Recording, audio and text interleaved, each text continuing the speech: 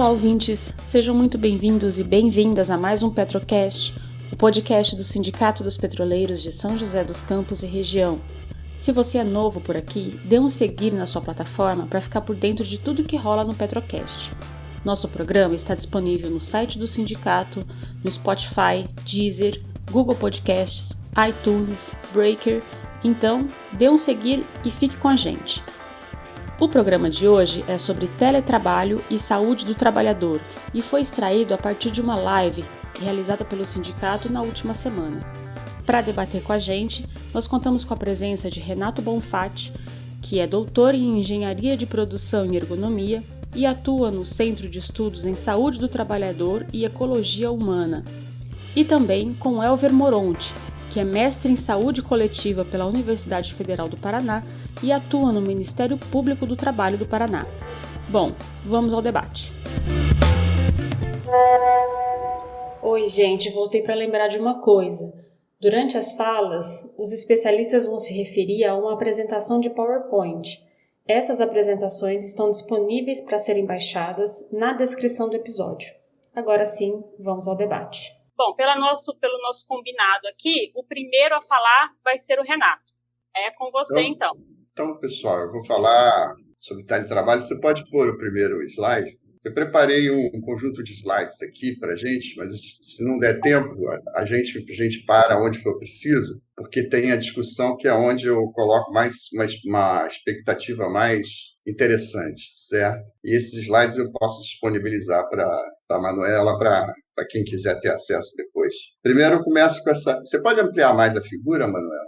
Ah, sim. O que a gente tem aí? A gente tem aí uma pessoa... Os elementos que a gente vê ali em torno. Agenda, o caderno de anotações, umas pastas, a pessoa falando no telefone celular e, ao mesmo tempo, operando um laptop. Tem o cachorrinho ali, ela está sentada no chão. Essa é uma figura glamourizada, romanceada do teletrabalho. Vocês imaginem uma pessoa trabalhando nessa posição aí, tendo que trabalhar uma jornada de trabalho inteira, 8 horas.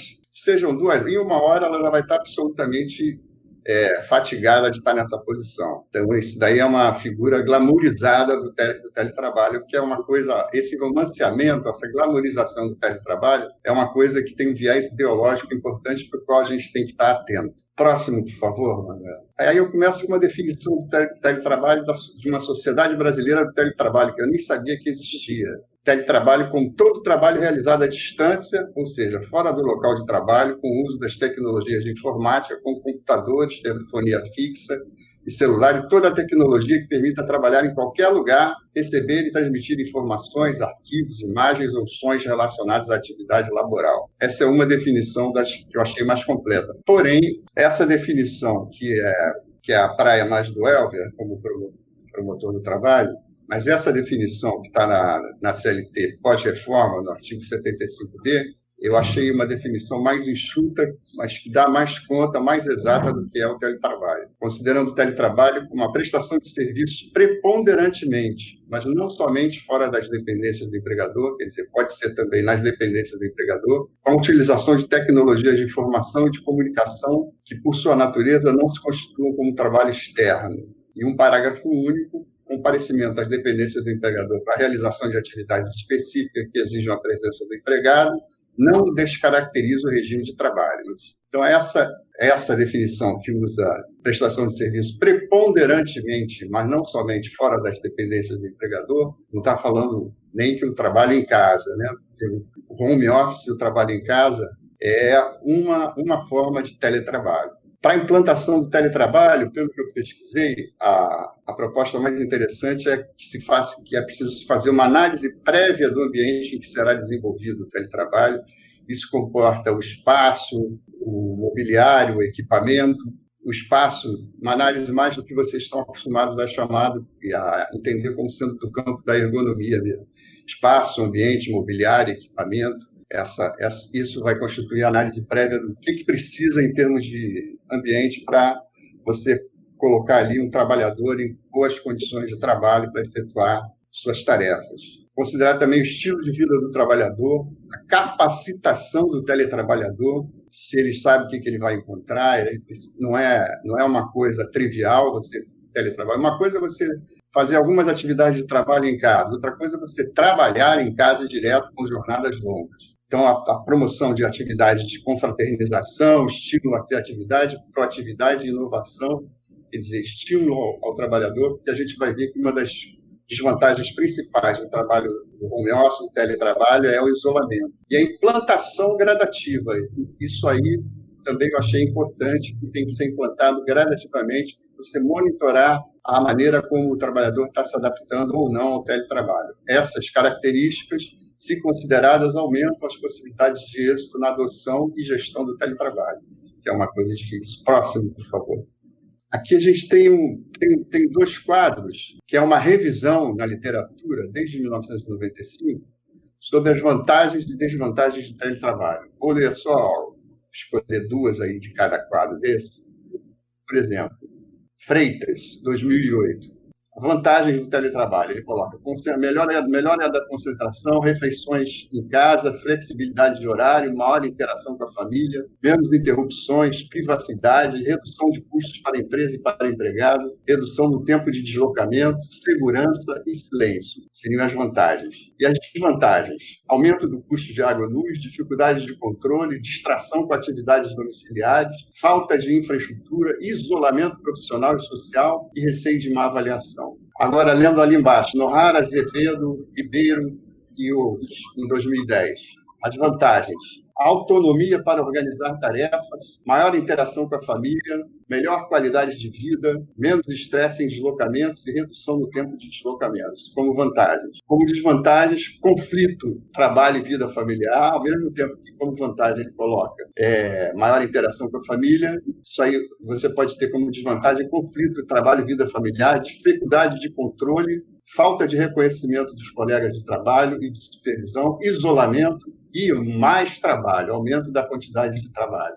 Se a gente reparar, o isolamento aparece em quase todas as colunas de desvantagem. Então, as vantagens dos trabalhadores do teletrabalho: precarização e perda do controle sobre a carga de trabalho. Precarização significa o trabalho efetuado sem condições, sem as condições necessárias, além disso, sem a contrapartida dos direitos, mas aqui eu acentuo a falta de condições adequadas para o trabalho. E a perda de controle sobre a carga de trabalho é você, como a gente ouve, o pessoal já está falando no trabalho remoto na pandemia, de que está trabalhando muito mais, está entrando noite adentro, não está vendo nem o dia passar, você acumula um monte de tarefas que você não consegue dar conta e você perde o controle sobre a carga de trabalho. Isso significa sobrecarga, fadiga e estresse. Fazendo um resumo desses quadros, que refletem uma revisão sobre o teletrabalho em termos de vantagem e desvantagem, os teletrabalhadores consideram como principais vantagens do teletrabalho a redução do custo com o transporte e alimentação. Isso foi feito de um trabalho no SERPRO e na Receita Federal, e trabalhadores do SERPRO e da Receita Federal, com entrevista e questionário. Então, eles consideram como principais vantagens do teletrabalho a redução do custo com o transporte e alimentação, maior segurança, menos exposição à violência e poluição,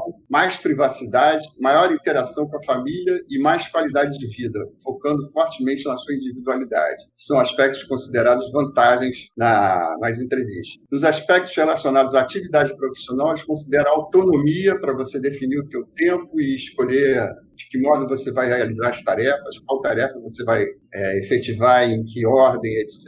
Motivação, produtividade, flexibilidade de horário, menos interrupções e qualidade do trabalho foram considerados ganhos, vantagens, no plano das vantagens. No plano das desvantagens, eles citam problemas de infraestrutura tecnológica, especialmente a falta de treinamento específico, que a gente já tinha visto lá na frente no slide das bases necessárias para a implantação do teletrabalho. Treinamento específico, não adaptação para o trabalho, perda de vínculo com a empresa, isolamento profissional. Isso, em termos ideológicos, é fundamental a gente atentar, porque é para isso que quase todos os trabalhos que pesquisam o teletrabalho apontam como ponto negativo o isolamento profissional e a perda de vínculo com a empresa e com os colegas de trabalho. Desmotivação, jornada excessiva, quer dizer, é uma tendência quase que inexorável e irresistível no teletrabalho a se descambar para jornadas excessivas.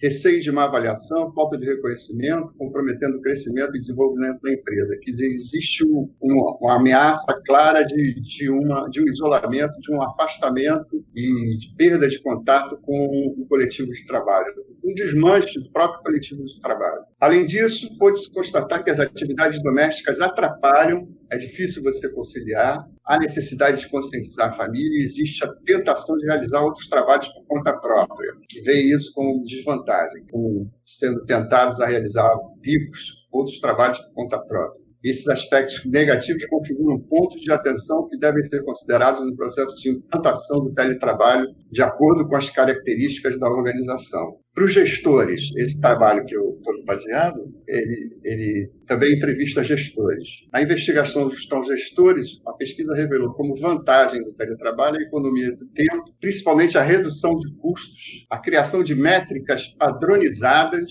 para medir o trabalho do teletrabalhador e o conhecimento da real demanda de trabalho. Como desvantagens identificadas por eles foram dificuldades de comunicação e controle do teletrabalhador. Isso eles referiram muito difícil de você controlar e você ter uma ideia de quanto a pessoa está trabalhando ou não. Diferença na relação trabalhador tradicional versus teletrabalhador. Você vai ter dois tipos de trabalhadores, o trabalhador presencial tradicional e o teletrabalhador, ao mesmo tempo, fazendo, às vezes, tarefas muito parecidas. Trabalhadores que não se adaptam, é outra desvantagem, problemas psicológicos advindos do teletrabalho e processos de retorno do teletrabalhador ao trabalho tradicional. Isso também é uma coisa que pouca gente fala, mas que é uma coisa que parece que é muito mais problemática do que a gente imagina. Com relação à questão da ergonomia física e o teletrabalho, tem algumas coisas, como é que a gente vai pensar a questão da ergonomia física e o teletrabalho. Eu estou fazendo aqui um resumo, a gente vai aprofundar tudo isso no debate posteriormente, e a gente eu ministro aula num curso de especialização em ergonomia, que é um ano de curso, a gente falando de todas essas coisas. Estou resumindo aqui o principal para a gente poder, se for o caso, debater depois. Então, uma maneira de sistematizar a análise ergonômica do posto de trabalho é você ver primeiro o espaço. O espaço do teletrabalho deve ser um espaço com suficiência. A gente agora, no teletrabalho selvagem da pandemia, é muito comum a pessoa arrumar um cantinho na casa, e isso varia de quem tem uma casa maior para quem tem uma casa menor, e amontoar os seus instrumentos, o seu laptop, o seu computador e ir trabalhando ali. Isso, no começo, dá certo, mas depois de algum tempo, e para a jornada longa, veja bem, é muito diferente um equipamento para você trabalhar durante meia hora, 40 minutos, uma hora, de um equipamento para você trabalhar uma jornada de 8 horas, 10, até mais. É muito diferente. Então, espaços a gente requer suficiência para o mobiliário e para os equipamentos, tem que ter privacidade, porque aí, dependendo, a maioria dos trabalhos tem uma exigência de raciocínio e concentração, demanda geral de atenção alta. A gente sabe que aí a atenção, a concentração, o foco é incompatível com muito movimento, muito barulho. Então, seria privacidade e tranquilidade. O ambiente, uma boa iluminação. As pessoas, principalmente as pessoas com mais de 40 anos, que têm dificuldade para enxergar a curta distância, presbiopia, terem uma fonte de luz individual que elas possam regular para quando for ter que ler alguma coisa escrita, etc.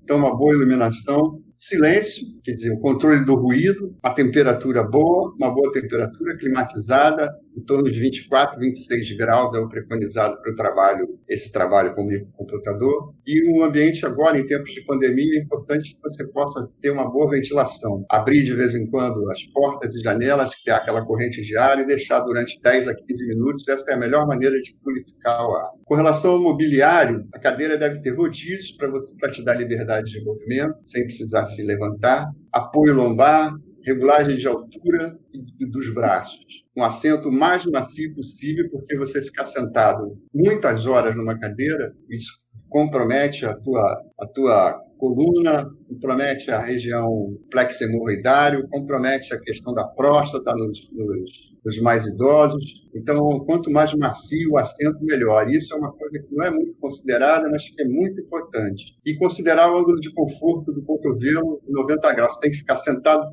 de tal maneira que, para você trabalhar sobre a mesa, teu cotovelo fique em 90 graus. Essa questão esse conceito de ângulo de conforto é muito importante. E para o joelho sentado na cadeira, com 90 graus ou um ângulo maior do que 90 graus, nunca menor.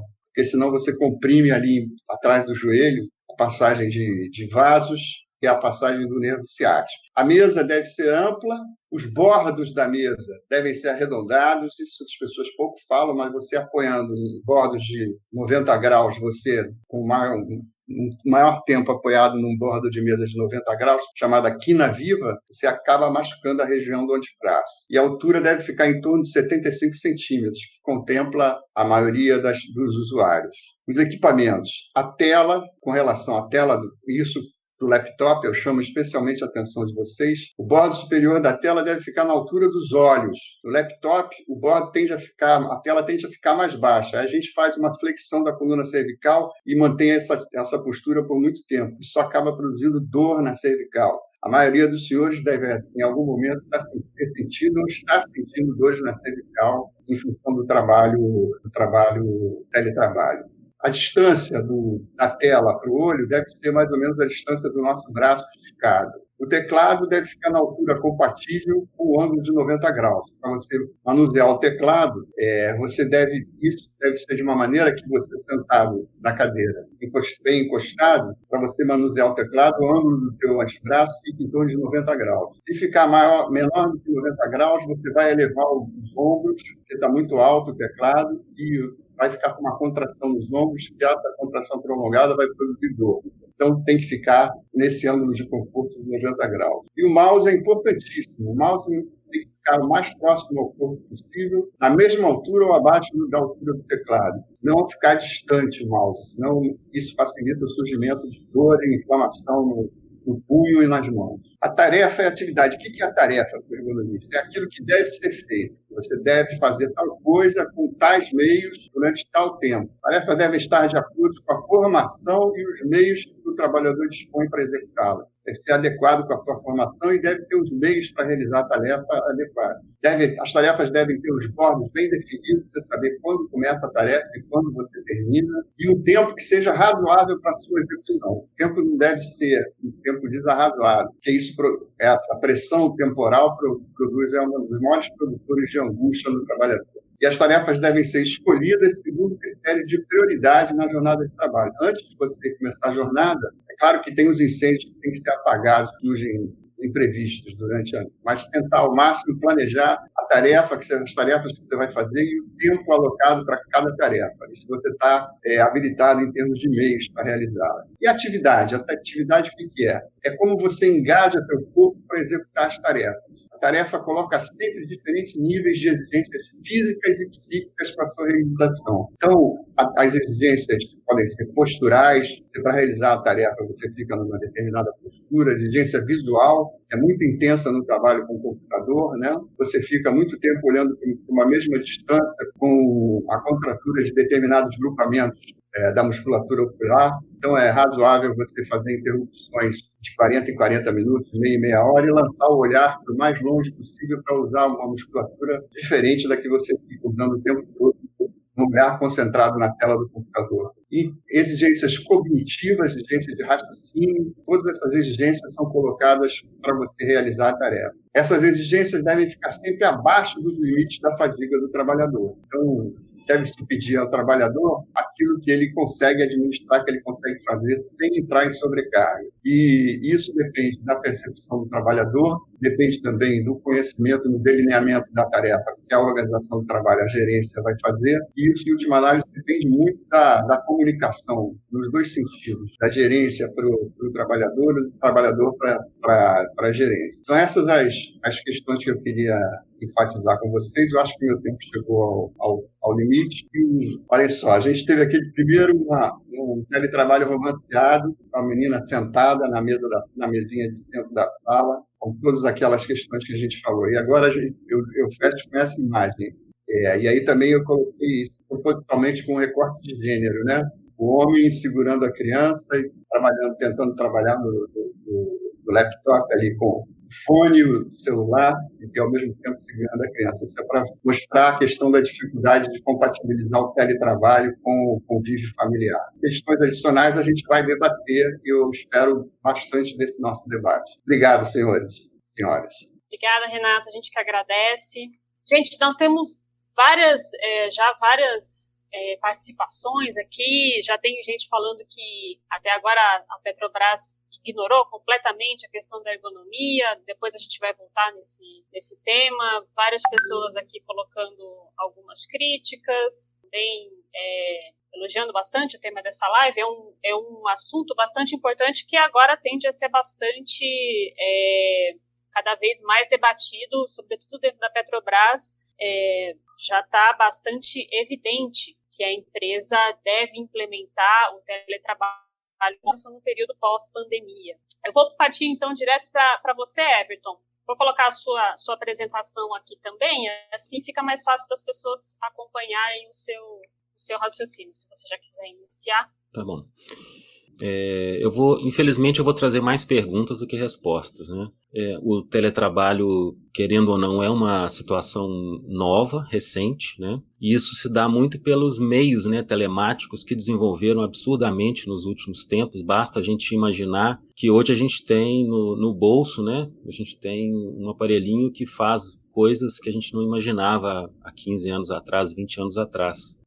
Então, essa evolução tecnológica, ela permitiu um salto, né? Hoje a gente tem muita gente chamando da indústria 4.0, que é uma outra revolução industrial, e muito tem a ver com esse salto da tecnologia, né? E como o Renato bem falou, a tecnologia veio, né? Ela chegou e acho que ninguém discorda que a tecnologia pode ser uma coisa muito boa, tem que ser uma coisa muito boa, mas ela veio com essa glamorização, né, que ele colocou ali muito bem, e que eu vim trazer alguns elementos para a gente conversar, né? A primeira coisa que eu queria falar é que esse teletrabalho, muitas vezes, e por exemplo, no caso da Petrobras, ele vem não como uma demanda, como uma conquista dos trabalhadores, mas como uma imposição, né? E isso já começa de cara com um problema de difícil solução, né? Se eu estou, né, preparado, desejando, e o trabalho chega daquela forma, eu consigo, né, a adaptação é muito mais fácil, né? Agora, se eu não quero, não me adaptei, eu não estou preparado, com certeza é muito mais sofrido,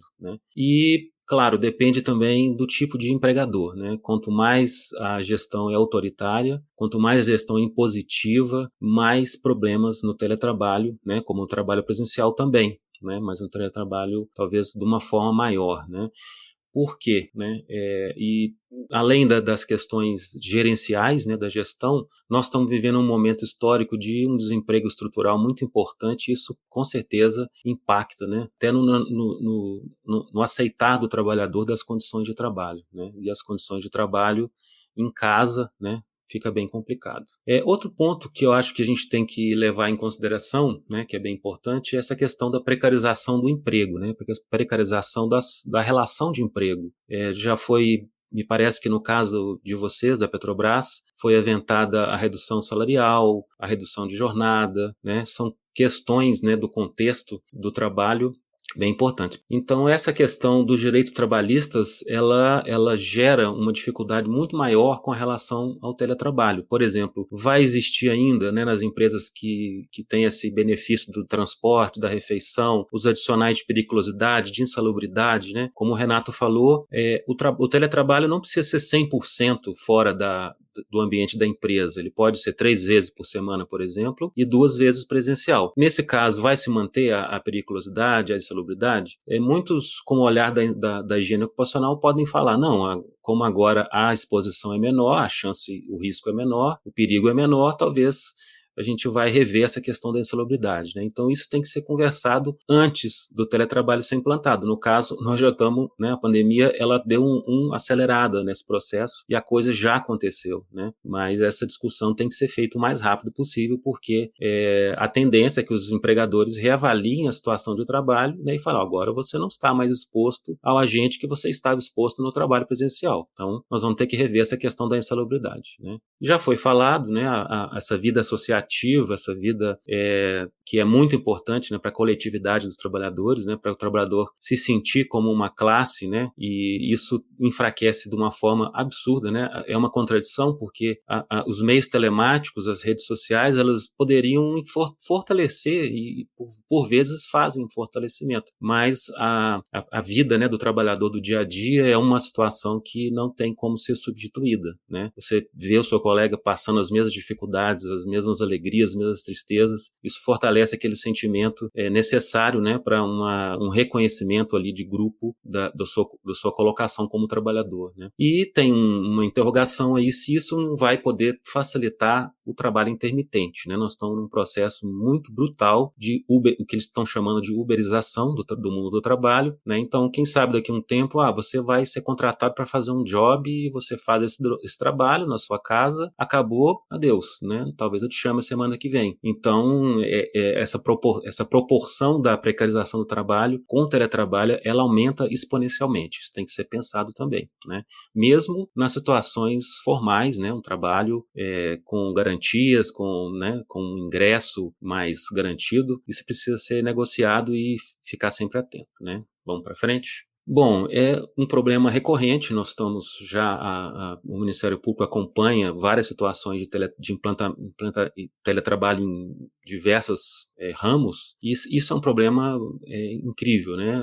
A internet e o uso dos equipamentos, ela é heterogênea, né? Quando é dentro de uma empresa, a empresa controla aquela situação de uma forma muito mais profissional, muito mais, você investe nisso, né? E nas nossas casas, nós vamos usar de uma forma que pode ter falhas, que pode ter problemas, né? Tem regiões, né, das cidades que não têm uma oferta muito boa para a internet, né? Os equipamentos também na maioria dos casos, fica a cargo do próprio trabalhador adquirir os equipamentos ou mantê-los ou se virar com a sua configuração, né? E as tecnologias, claro, elas vêm aí para ajudar, mas elas podem ser um problema, né? Então, alguns sistemas, eles podem, em vez de te ajudar a fazer um processo de trabalho com mais acerto, com menos interrupção, pode te gerar mais dificuldade ainda, né? E você estando fora do ambiente de trabalho, o acesso a esse auxílio nesse momento pode ser dificultado, né? Vamos para a próxima. Bom, esse é o ponto mais, digamos, que a gente mais percebe, né, essa invasão do trabalho dentro dos nossos lares, né, o trabalho que foi a foto que o Renato terminou. O trabalho invadiu, vocês estão aqui na minha casa, né, nós estamos abertos, né, nossos lares viraram um ambiente de trabalho. E tem questões que não são fáceis de ser discutidas, né, uma delas é o trabalho doméstico, né, o trabalho feminino, que na sociedade nossa, né, fica ambíguo, né, a mulher, ela vai fazer o trabalho, né, doméstico, vai cuidar da família, vai cuidar dos filhos e ainda vai ter que dar conta de todo o trabalho estando dentro de casa. Questões de espaço físico, como já foi falado pelo Renato, e eu acredito que vocês já fizeram um levantamento também de algumas situações críticas, né? Nós temos pessoas que moram sozinhas, pessoas que moram com famílias pequenas, pessoas que moram com famílias maiores, em casas com boa estrutura, com uma estrutura ruim, né? Então tudo isso tem que ser levado em conta, né? Quando é no espaço da empresa, ela tem a obrigação legal de promover esse espaço, e quando é na nossa residência, pode ficar muito complicado, né?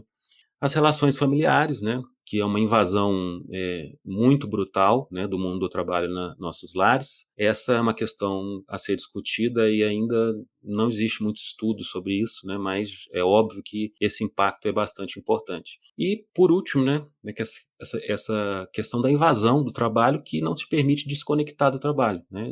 Quando você sai do trabalho, que tem essa desvantagem de pegar o trânsito, ir para casa, mas você não está mais no trabalho, você já se desligou, se desconectou, apagou a luz e foi embora, né? Hoje em dia, com a tecnologia, a tendência é que a gente fique plugado, que a gente fique ligado, né? E às vezes até no próprio celular, à noite, momentos que não deveria existir esse tipo de invasão. Então, esse direito da desconexão é um direito que já tem uma discussão muito grande.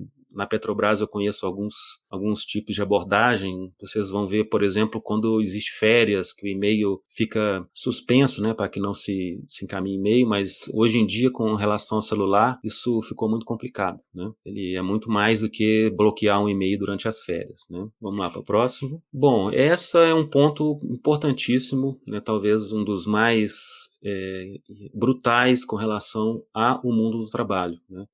A vivência, né, que a gente tem e todo o relacionamento que a gente mantém com as pessoas no trabalho, considerando que o trabalho é o espaço privilegiado para a nossa própria formação enquanto pessoa, né? Então, todos nós, quando nos apresentamos, geralmente falamos da nossa profissão, da nossa atuação no mundo profissional, né? E isso vai ficar um pouco no ar na situação do trabalho remoto, né? Então, a relação entre as pessoas fica uma relação muito estranha, né? Isso a gente já tem percebido com relação às redes sociais, mas agora com relação a dentro do trabalho, ao trabalho, né? Então aquela pessoa que você gosta, que você tem uma conversa boa, que você se relaciona, agora pode ser que ela vire uma carinha no chat da empresa, né? Ou vire um e-mail, um nome no e-mail, né? É muito coisificado, é muito diferente de uma relação ali tete a tete, né? E um dos perigos maiores é o perigo da solidão, do isolamento, que pode ser dependendo da situação do trabalho e até de cada característica das pessoas, né? Tem pessoas mais retraídas que provavelmente no meio telemático tendem a ficar mais retraídas ainda, né? E no meio presencial talvez seriam convocadas a ter uma relação com os colegas, né? Então esse perigo da coisificação é algo que tem que ser discutido, né?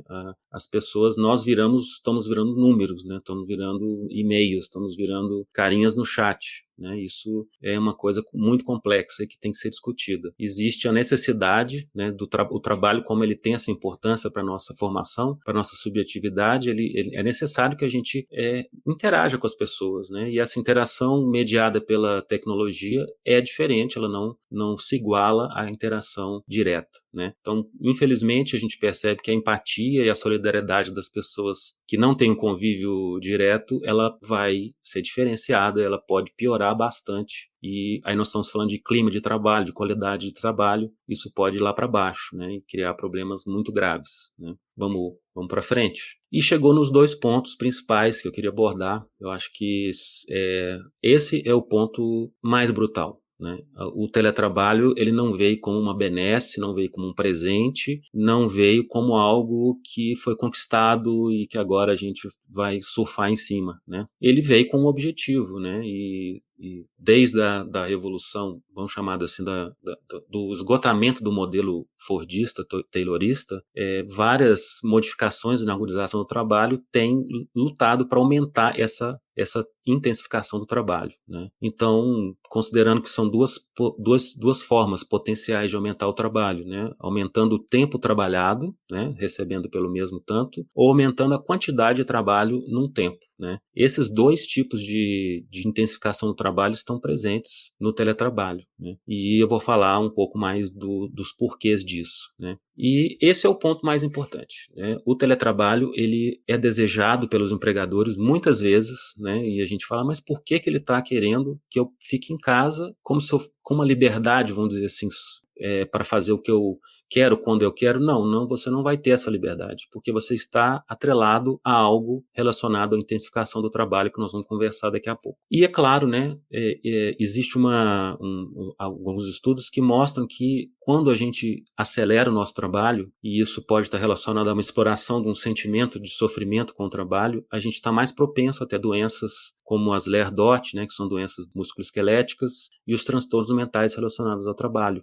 Então é muito importante que isso seja estudado, que isso seja levado em consideração, né? Outro ponto da intensificação é uma exigência que está implícita no teletrabalho. Você vai ter que ser mais polivalente, você vai ter que ser mais flexível, e as possibilidades, né, de acontecer problemas e dificuldades no trabalho vão ficar a seu cargo, e provavelmente você vai ter que lidar com isso de uma forma mais solitária, e às vezes você não vai conseguir lidar bem, às vezes você vai conseguir lidar bem, né? Então esse é aquele discurso da flexibilização, né, da flexibilidade. Então esse é o ponto principal, né? O teletrabalho inevitavelmente leva a uma intensificação do trabalho. O que a gente tem visto é que quando o teletrabalho não é imposto, como foi agora, quando ele é negociado, ele vem com uma negociação no seguinte sentido: você pode ir para o teletrabalho, você não vai ser cobrado pelo tempo de trabalho que você está logado, mas vai ser cobrado por uma produtividade maior. Então, você me entregava 10 relatórios, vai me entregar 20% a mais, por exemplo, né? Então, isso já mostra, né, que o teletrabalho ele não vem como uma benesse, ele vem como um projeto,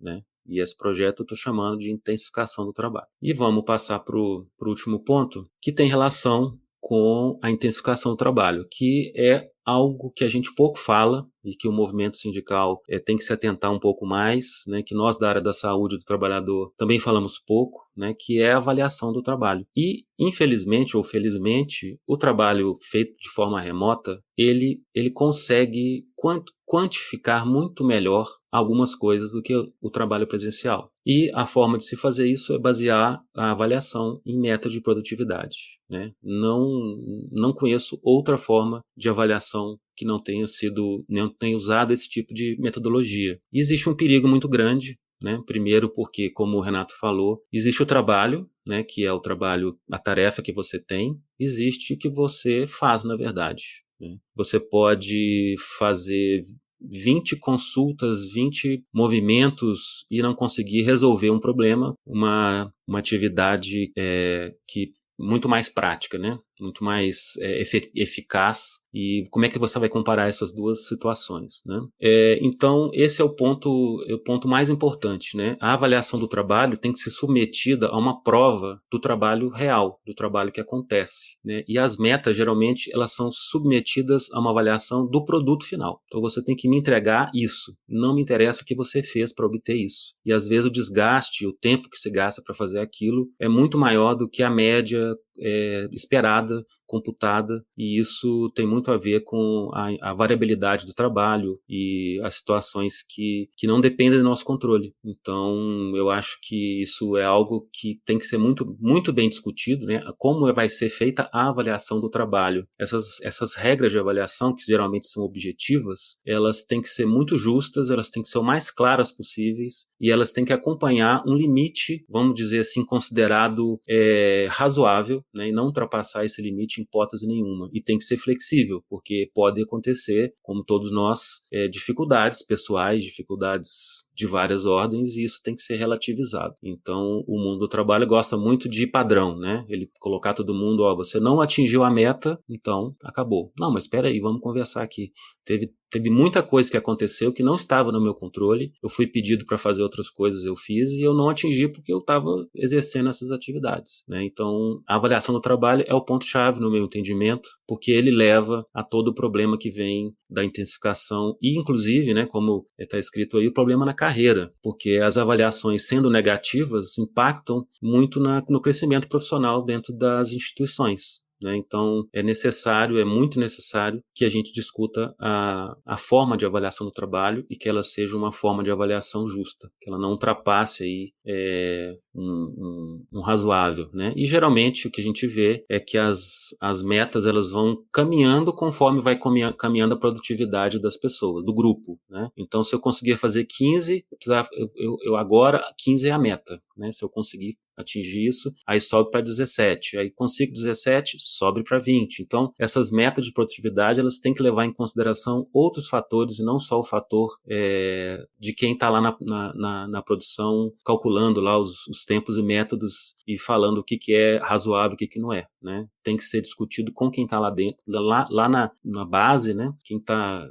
enfrentando os problemas, tendo as dificuldades e para ser um pouco mais próximo do real, né? Essa, para mim, é a parte mais difícil, porque ela vem pronta, né? A avaliação, o empregador coloca, vai ser avaliado dessa forma, vocês têm que cumprir, não for cumprido, a gente vai ter a penalidade, enfim, né? Até demissão ou outros problemas na carreira, né? Então, isso tem que ficar muito, mas muito claro. E isso tudo tem que ser tratado de uma forma mais democrática possível, né? Por isso que eu falei no começo que as empresas mais autoritárias elas vão ter muita dificuldade nesse momento, porque os problemas, as dificuldades vão acontecer e quanto menos democrática é a discussão, mais problema de transtorno mental, de sofrimento a gente vai ter. Principalmente no momento que nós estamos vivendo de incerteza, né? A própria Petrobras vive um momento de incerteza, né, todo momento se falando de privatização, de venda, de de sucatear algumas unidades. Então, esse momento é um momento muito delicado, né? Então, quando você vai para essa seara da avaliação do trabalho, tem que ter um cuidado muito grande, né? Bom, eu acho que era isso, né? Pelo menos da parte da mensagem que eu queria passar. Acho que teria muito mais para a gente discutir, mas talvez a gente consiga agora, né, ampliar a discussão. Muito bem, obrigada, Elver. Tem uma série de questões agora aqui que foram levantadas por quem está acompanhando, né, trabalhadores da Petrobras. Tem outras categorias aqui também elogiando bastante pelo tema da live, né? Então, eu queria iniciar colocando aí uma questão que eu acho que vocês dois, de uma certa forma, já abordaram, que é a questão que o teletrabalho ele vem como um projeto de intensificação do trabalho, né?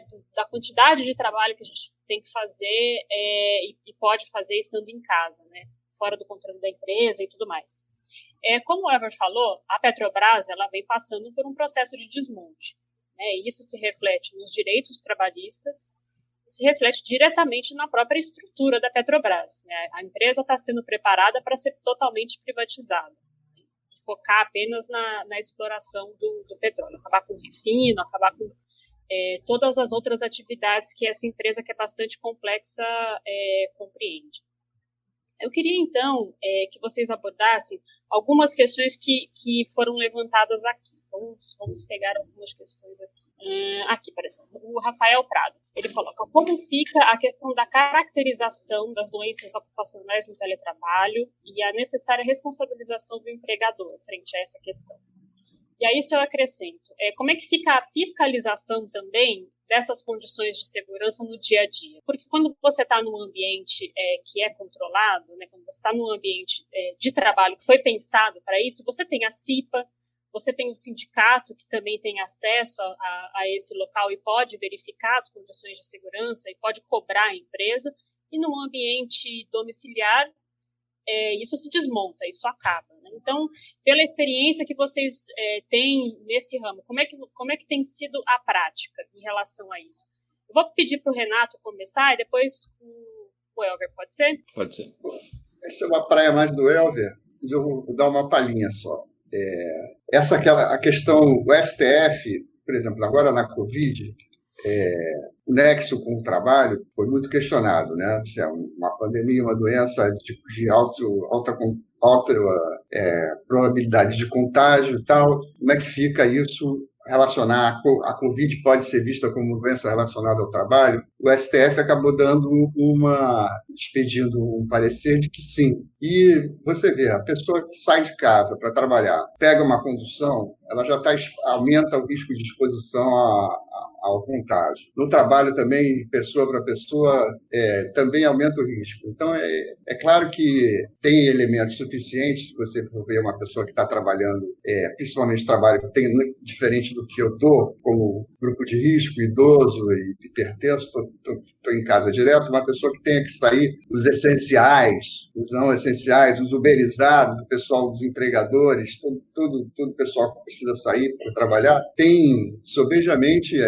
fatores de risco para contágio por Covid. Né? Agora, a caracterização está havendo muita resistência à caracterização da Covid como uma doença relacionada ao trabalho, que tem um nexo difuso, não é uma doença com um nexo tão claro, que tem um nexo tão claro com o trabalho, embora a gente sinta que determinado tipo de atividade tem evidência de que pode ter mais contágio do que outra. Mas a conquista desse direito acaba sendo uma questão muito mais política de organização do trabalhador do que um simples... claro que a norma legal, o parecer legal ajuda, né? É uma coisa para você consubstanciar o seu pleito. Mas é uma conquista, a conquista, por exemplo, do nexo com a Covid, nexo do trabalho com a Covid, evidentemente que vai depender do nível de organização dos trabalhadores. E esse nível de organização, com certeza, deve diminuir depois, né? Porque os trabalhadores perdem o contato entre si, eles ficam cada vez mais separados e perdem também o contato com a organização sindical e com a organização do local de trabalho, né, Elza? Pois isso é um ponto bem importante, né? Mas respondendo à pergunta, acho que é do Rafael, né? Em tese, a pessoa que está em casa trabalhando, fazendo um teletrabalho, um home office, ele está, né, a pedido da empresa. Então, se ele tiver alguma doença no exercício do trabalho, é relacionado ao trabalho, obviamente, mas ela é muito mais difícil de se caracterizar. A empresa vai alegar que ela não tem domínio sobre a residência das pessoas, o que é verdade. Você não pode violar o lar das pessoas, né? A empresa não pode. Eu vou entrar na sua casa para verificar se a sua mesa está boa, se o seu computador. Não pode. E não vai fazer, e não é por aí. Então, se acontece, por exemplo, eu estou com uma síndrome do túnel do carpo, é por causa do meu mouse que é muito ruim, né? Então, vai ter um questionamento, né? Mas a empresa não tem culpa, enfim, vai ter toda aquela desculpa, aquela conversa que a gente já ouve, né? Mesmo existindo no trabalho presencial. Na verdade, tem uma responsabilização que a empresa assume, né, quando ela coloca o seu trabalhador para trabalhar em qualquer lugar, seja dentro da empresa ou fora, tendo algum problema em se provando que tem a relação, né, ou epidemiologicamente falando, ou clinicamente falando, individualmente ou coletivamente, você pode pleitear alguma indenização, alguma mudança do ambiente de trabalho, alguma questão assim, mas é muito mais difícil no lar das pessoas, né, justificar. Imagina uma perícia que vai acontecer e o perito vai na casa da pessoa verificar como é que é a condição de trabalho dele no quarto da pessoa, enfim, né, muito mais difícil, né, e essa experiência, ela está começando, né, a gente não sabe como é que isso vai seguir, mas é totalmente, né, na parte da teórica, né, totalmente possível se fazer as relações entre o adoecimento e o trabalho, sendo na empresa ou em casa. Não tem a mínima dificuldade disso, né? Basta ver os elementos que fazem sentido se aquela patologia, aquele problema de saúde, aquele agravo tem ou não relação com as condições de trabalho da pessoa. Ela trabalha em casa, então as condições de trabalho são aquelas, né? Não tem problema. Maravilha. Eu queria compartilhar aqui com vocês e com todo mundo também que tá nos ouvindo, pedir também, Renato, para você talvez comentar um pouco sobre algumas imagens que a gente recebeu de trabalhadores daqui da Revap que estão em teletrabalho, para mostrar um pouco das condições que eles estão encarando aí no seu dia de trabalho, né? Então, por exemplo, esse é um ambiente de trabalho improvisado por um trabalhador. Bom, pela sua apresentação, Renato, já ficou evidente que esse tipo de ambiente é totalmente inadequado para o trabalhador, né, e pode, a longo prazo, ter efeitos bastante nocivos na saúde, né, nas condições de saúde do trabalhador. A longo prazo, o que a gente pode... Eu queria que você fizesse um pouco dessa contraposição, assim, de como a gente precisa pensar em longo prazo quando a gente discute teletrabalho. Porque quando essa proposta é apresentada agora para o trabalhador, muita gente pode pensar assim, ótimo, eu não vou precisar mais passar 2 horas no deslocamento de casa para o trabalho, eu vou ter mais liberdade dentro da minha casa, eu vou poder lidar melhor com o meu tempo, eu vou ter mais tempo de convívio com a minha família. Mas eu queria que você colocasse um pouco sobre quais são as perspectivas a longo prazo para a saúde física e para a saúde mental do trabalhador. Eu quero, inclusive, fazer um testemunho aqui, foi um tema que vocês abordaram aí. Eu estou em teletrabalho, logicamente que não por uma imposição do sindicato, mas por uma circunstância da pandemia. Vocês falaram da questão da interação dos trabalhadores, que isso é fundamental, e uma das questões fundamentais é o pós-trabalho também na sexta-feira, por exemplo. O bar depois da sexta-feira, o hora extra, né? Isso tudo faz parte da interação que é bastante importante também para a vida dos trabalhadores e também para o trabalho. Então, eu queria que você falasse um pouco sobre essa perspectiva futura para a saúde física e mental dos trabalhadores. Eu acho que a gente viu, tudo que a gente expôs até agora, que a questão do isolamento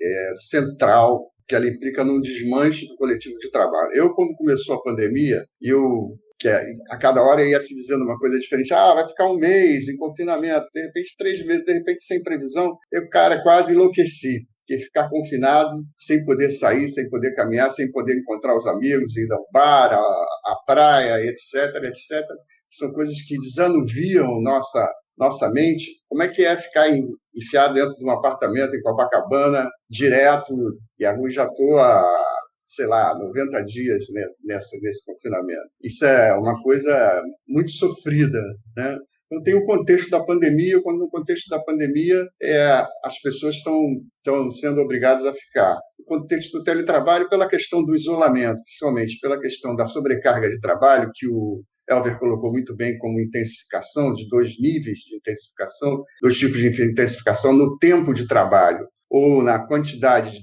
na densidade do trabalho, mais valor absoluto e relativo. A intensificação e o isolamento não colocam a gente com uma boa perspectiva futura. Isso apesar de você poder usar para as regras de saúde e segurança para o trabalho em casa, tal como você usa no teu trabalho, há dificuldade de fazer isso, como o Elver bem colocou, e a regulação disso daí é uma coisa difícil. Quer dizer, isso aí se implica numa fragmentação, no isolamento, redução de custo para o empresário, redução radical de custos, como o diretor da Petrobras falou, como está no jornal que você mandou para mim, na tocha, né? E aumento da exploração do trabalhador, com isolamento e intensificação do trabalho. Ambas as coisas altamente deletérias para a saúde, evidentemente deletérias para sofrimento mental, mas para o sofrimento mental, o estresse, ele desencadeia uma série de disposições para você adoecer de várias maneiras diferentes. Então, isso é um horizonte, se isso daí não for uma coisa bem discutida e bem negociada com os trabalhadores, para ver as alternativas que preservem a integridade física deles, a integridade mental, eu vejo como uma coisa muito nefasta para o mundo do trabalho, a questão do teletrabalho. Elver, eu passo para você. Claro, eu acho que o mais importante são as questões organizacionais, da organização do trabalho, mas a questão material, a questão física, a questão dos instrumentos, das ferramentas, ela é crucial, né? E eu entendo que existe a mesma obrigação do empregador, se ele no trabalho é obrigado a fornecer o material para o trabalhador, o posto de trabalho, eu acho que isso tem que ser objeto de conversa, porque do mesmo jeito que oferece, se o trabalho vai ser feito de forma em casa, né, telepresencial, eu acho que tudo isso tem que ser negociado, né? Então, como tem algumas categorias, o kit, alguma coisa, né, o kit teletrabalho, né? Um equipamento, uma ajuda na hora de escolher o equipamento, uma ajuda financeira, né, financiar esse equipamento e a empresa tem essa obrigação, né, de dar as condições de trabalho, né? Não pode simplesmente jogar isso aí e falar, agora se vira, o que você fizer é problema seu, não é bem assim, né? Então, do mesmo jeito que no ambiente de trabalho ela tem essa obrigação, ela também não deixa de ter essa obrigação se o trabalho não for feito nas dependências da empresa, né? Como a gente já vê, por exemplo, no trabalho, uma viagem, né? Tem que dar condições de trabalho para a pessoa que está em viagem, da mesma forma aquela que vai permanecer na sua casa, né? Claro que não é fácil, porque existe um investimento, mas se é desejo do empregador continuar nessa modalidade de trabalho, nada mais justo do que ele dê as condições mínimas, né? Não é luxo, né? Não é nada assim, eu quero, né, a coisa fantástica, eu quero a coisa adequada para o uso, né? E as pessoas farão, com certeza, um trabalho menos problemático na questão, né, do ambiente de trabalho, né? E isso não é difícil, né? Eu acho que tudo se resolve com dinheiro, com essa situação não é complicado, né? O problema é mais na organização do trabalho. Manuela, eu acho Claro. que uma coisa que me preocupa muito é a questão existe sempre uma tendência à culpabilização do trabalhador na hora de você caracterizar nexo de uma doença, de um acidente de trabalho com o próprio trabalho. Eu temo que essa tendência a culpabilizar o trabalhador vai aumentar muito com a intensificação do teletrabalho, à medida que o teletrabalho se espraiar mais. E o teletrabalho vem colado numa outra coisa, como a gente já comentou aqui, o Elver falou bem, que é a questão da precarização do trabalho, né? A questão da uberização do trabalho gerido por algoritmo, por plataforma digital. Ele usou bem o exemplo do Job, que é um freelancer levado às últimas consequências, você ser chamado para fazer pedaços de um pedaço de um pedaço de um pedaço de uma tarefa e pronto, e isso se espraiar. Tem toda uma discussão nisso, mas a questão da culpabilização eu vejo com muita preocupação, a possibilidade de você poder aumentar esse nível de argumento na caracterização de nexos causais. Até mesmo pela falta de testemunhas, de colegas de trabalho, de um coletivo. E o desmanche do coletivo, do sentido do coletivo de trabalho, para mim, é a questão mais assustadora que essa tendência traz.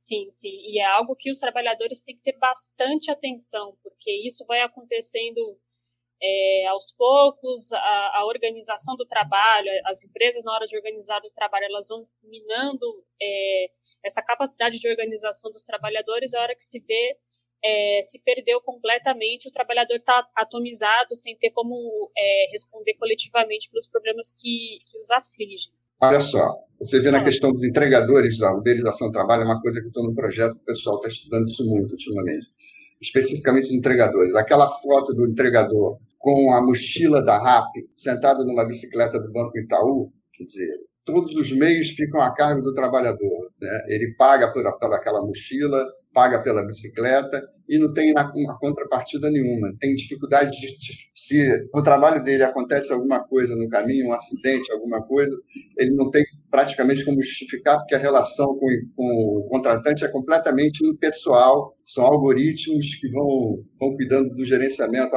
Aliás, essa coisa de desnudamento dos algoritmos é uma coisa na qual a gente está focando muito para mostrar que há uma intenção, há uma programação, há uma ideologia da exploração por trás disso tudo aí que tende a ficar escamoteada. Mas essa foto do trabalhador com a mochila da RAP sentado na bicicleta do Banco Itaú, ela diz muito do que é o paroxismo da precarização do trabalho. E que isso se aparece ali está se espraiando para praticamente qualquer forma de trabalho, você já consegue antever a possibilidade dela ser uberizada, né? Ser feita através de plataformas digitais. Sim. Eu queria colocar mais um aspecto aqui, vocês já falaram um pouco sobre isso, que é sobre o fluxo de trabalho, né? No teletrabalho, você não tem uma jornada de trabalho estabelecida, né? Você trabalha por demanda, por volume, né? E existe essa tendência que faz parte do projeto do teletrabalho, que é começar a demandar cada vez mais trabalho para a pessoa fazer cada vez mais trabalho da casa dela, né? Como é que tem se dado isso na realidade, Elver?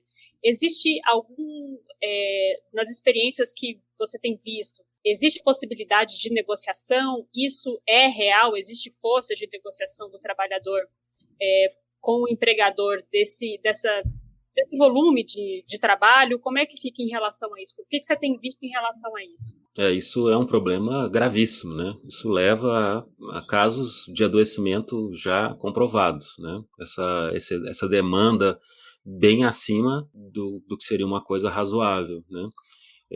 Existe uma coisa que eu acho que é importante a gente lembrar, que é uma característica nossa, que é justamente o contrário do que se pensa, né? Que o trabalhador seria um ser humano que fica ali querendo fazer o mínimo possível, se envolver o mínimo possível. Nós temos a tendência contrária. Quando a gente é colocado, vamos fazer um bom trabalho, a gente quer fazer um bom trabalho, a gente quer fazer o melhor trabalho possível, a gente quer colocar algo de si, a gente quer fazer o mais que a gente conseguir. E quando você está num ambiente de trabalho, vai chegar uma hora que vai acabar o trabalho. Vai acabar a jornada e você não pode ficar lá. Se você ficar lá é hora extra. O empregador não vai querer que você fique lá, então amanhã você volta e continua. Nessa modalidade, essa situação se volta contra você mesmo, porque você se sente convocado para o trabalho, né? Então você quer fazer o melhor, você quer terminar aquilo que você começou. E a tendência nossa é, às vezes, passar do nosso limite. E a gente sabe que já passou do limite, mas continua porque a gente tem essa energia, né, de dar o melhor de si, de fazer um bom trabalho, né, de ser reconhecido, de ser uma pessoa, um trabalhador bom, né, de exercer bem o nosso trabalho. Então isso é muito difícil de ser negociado, porque às vezes nós próprios vemos como normal esse excesso, né, nesse mundo de meritocrático, né, onde a meritocracia é tida como uma coisa boa, né, um dom das pessoas. Tem gente que consegue, né, trabalhar de uma forma diferente, conseguir obter melhores resultados. Isso é tido, fica fetichizado, fica isso como um objetivo inalcançável, mas que as pessoas vão buscar aquilo ali, né? Então, no teletrabalho é muito mais fácil disso ser usado contra a própria pessoa, né? Então, é bem complicado. Eu não vi ainda experiências de sucesso onde os trabalhadores conseguiram negociar a ponto de interferir de uma forma importante nas metas de desempenho, mas o caminho passa por aí. Muito bem, então, a gente já está com Eu acho que a gente abordou aqui a maioria das questões que foram levantadas pelo público, algumas que a gente já tinha preparado. Eu vou caminhar agora para as considerações finais, pode ser? Podemos começar com você, Renato? Pode. Não, eu acho que fica a gente começar a ter esses elementos. O estudo do teletrabalho já tem uma massa de estudos, como eu mostrei nessa revisão aqui do Filar, de Cássio e Zanini, que é um trabalho recente, de 2020. Eles fizeram um trabalho na Receita e no DataPrev, mas fizeram essa revisão bem interessante. Existe uma massa de escritos. Agora, como você barrar ou como você negociar essa tendência inexorável que é mais avassaladora, que é de descaracterizar o trabalho da forma como ele vinha até então revestido de uma série de direitos, com o que a gente chama de trabalho por plataforma digital, a uberização do trabalho. É essa tendência que está por trás de tudo isso, essa tendência que está sendo avassaladora, que é a grande ameaça do mundo do trabalho, porque implica em várias coisas no sentido da precarização. O teletrabalho, eu acho que eu mostrei mesmo uma prancha no começo, as condições para a implantação do teletrabalho, a formação do trabalhador, talvez negociar teletrabalho seja relativo, o número de dias você trabalhar em casa, ou o número de dias você ter um trabalho presencial, para que não fique só o trabalho em casa, para ir contra o que foi apontado como duas coisas que foram apontadas como principais desvantagens do teletrabalho aqui. Acho que ficou claro que é a questão do isolamento, que implica no desmanche do coletivo de trabalho, no sentido de coletivo de trabalho, e da intensificação do trabalho, porque o teletrabalho está muito sujeito a maior rigor no controle das métricas de produção, etc. Então, essas duas tendências é que tem que ser por aí, a partir delas é que a gente pode pensar, talvez, alguma configuração que compreenda o teletrabalho, mas não de forma absoluta, porque de forma absoluta está muito bem caracterizado que ele é muito ruim, né? Então, isso é uma coisa que acho que a gente começou a pensar aqui e continuar pensando, vendo a experiência internacional. O Elber falou que não viu não tem notícia de nenhum trabalho em que os trabalhadores consigam ter controle sobre as metas a serem trabalhadas. Isso é uma questão crucial da saúde do trabalhador, mas a gente tem que ficar atento e dar tratos à bola para ver se consegue, pelo menos num primeiro momento, atenuar esses efeitos deletérios que o teletrabalho pode trazer. Obrigada, Renato. Elber? Bom, eu queria deixar uma mensagem, né? Eu acho que todos nós fomos pegos de surpresa, né? Essa acelerada no teletrabalho pela pandemia pegou a gente de surpresa. Tudo bem, né? Agora a gente tem que respirar fundo e discutir, né? Porque essa tendência veio, ela tem uma explicação, ela tem um porquê, ela tem um objetivo, e a gente tem que discutir porque no mundo do trabalho não dá para ficar parado esperando, né? A gente tem que conversar sobre isso, entender por que ele chegou, até onde ele quer chegar nessa proposta de teletrabalho. E funciona assim, funciona com a resistência, né, dos trabalhadores e com essa energia que vai, que vem, até se chegar no possível, né? E o teletrabalho vai exigir muita conversa, vai exigir muito estudo, vai exigir que as pessoas se coloquem, se posicionem, se unam, né? Conversem com os colegas, porque é uma tendência que veio, né? E ela provavelmente vai ficar. Então, a mensagem que eu quero deixar é isso, vamos conversar sobre o tema, não vamos deixar ela chegar já como uma coisa pronta e aí já é tarde, né? Então, a gente tem que se adiantar e fazer uma discussão profunda e na raiz das coisas, né? Por que esse teletrabalho veio assim? O que é o objetivo? O que a gente pode fazer para que ele... O teletrabalho não é necessariamente ruim. Vamos ver as situações que a gente vai conquistar, né? Tudo no mundo do trabalho é conquistado, né? E essa mensagem, né? Vamos conversar sobre o tema. E o programa de hoje fica por aqui. Eu sou Manuela Moraes, jornalista do sindicato, e a edição de som é do Pedro Henrique Curcio. Até a próxima!